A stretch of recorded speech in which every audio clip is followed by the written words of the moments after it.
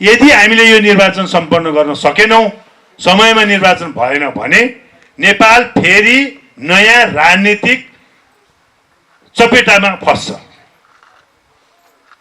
फेरि अर्को विग्रहमा फस्छ नेपाल।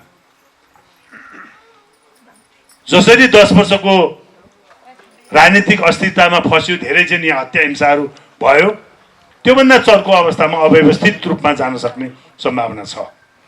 त्यसैले त्यसलाई हामीले चाहिँ नि जसरी पनि सम्पन्न गर्नुपर्ने अवस्था छ। त्यो सरकारले पनि र हामी सबै जनता मिलेर पनि त्यसलाई सम्पन्न गर्नुपर्छ।